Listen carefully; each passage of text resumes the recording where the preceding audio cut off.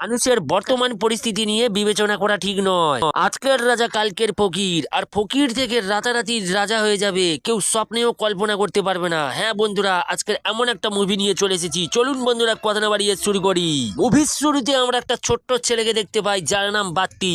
বাত্তি গাড়ির গ্যারেজে সকাল থেকে রাত অবধি গাড়ি ধোয়ার কাজ করে। দিনের মতো কাজ শেষ করে বস্তির ভেতরে তার সেই ছোট্ট কুঠিরে আসে। পর জামা কাপড় বদল করে স্নানটা সেরে নেয়। স্নানটা সেরে নিয়ে ভালো একটা জামা পরে আয়নার সামনে নিজেকে দেখতে থাকে। নিজের চুলটা ভালোভাবে ছেনে নেয়। ব্যাংকের ভেতর থেকে কিছু বই বার করে ব্যাগের ভেতরে ভরে নেয়। এরপর বাত্তি পিঠেতে ব্যাগটা নিয়ে বাড়ি থেকে বেরিয়ে পড়ে। বাত্তি যাওয়ার সময় আশেপাশে মানুষদের শুভেচ্ছা জানাচ্ছিল।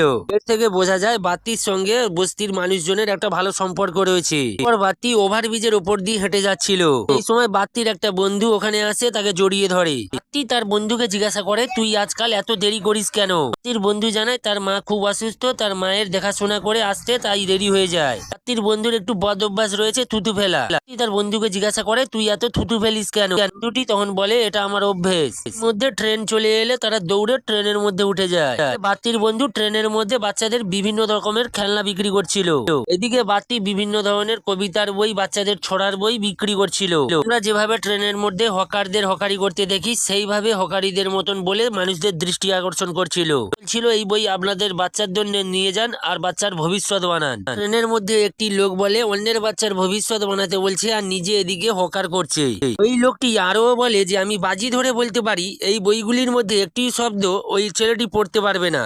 বাত্তি সবাইকে বলতে বলতে শেষমেশ ওই লোকটির কাছে এসে পৌঁছায়। ওই লোকটিকে বইগুলি নিতে বলছিল, কিন্তু লোকটি কোনো মতেই রাজি ছিল না। বাত্তিকে উল্টাপাল্টা কথা বলতে থাকে। লোকটি শেষমেশ বাত্তিকে ওই বইগুলি থেকে একটি ওয়ার্ড পড়ে শোনাতে বলে। যদি পড়ে শোনায় তাহলে বাত্তির থেকে সমস্ত বই কিনে নেবে। বাত্তি তো এমন কথা শুনে বলে, নিতে হবে না, আমায় ছেড়ে দিন, আমার অযথা সময় নষ্ট করবেন না। কিন্তু ওই লোকটি কোনো মতেই বাত্তিকে ছাড়ছিল না। বাত্তি চাপে পড়ে বাধ্য হয়ে বাত্তি একটি বই থেকে একটি কবিতা পড়ে শোনায়। এটির বাংলা অনুবাদ হলো, ও পরশ, তোমাকে আমি কিছু বলেছিলাম, তুমি হয়তো আমার কোনো কথাই শোনোনি। তুমি আমার শৈশব নিয়ে গেছো, কিন্তু আমার শিশু সুলভতা নিয়ে যেতে পারোনি। প্রত্যেক মানুষের হৃদয় খারাপ নয়, আবার প্রতিটা মানুষই খারাপ নয়। বাত্তির এমন কবিতা পড়া শুনে ট্রেনের মধ্যে লোকেরা হতবাক হয়ে যায়, আর ওই লোকটির কথা বলার ভাষাই হারিয়ে গিয়েছিল।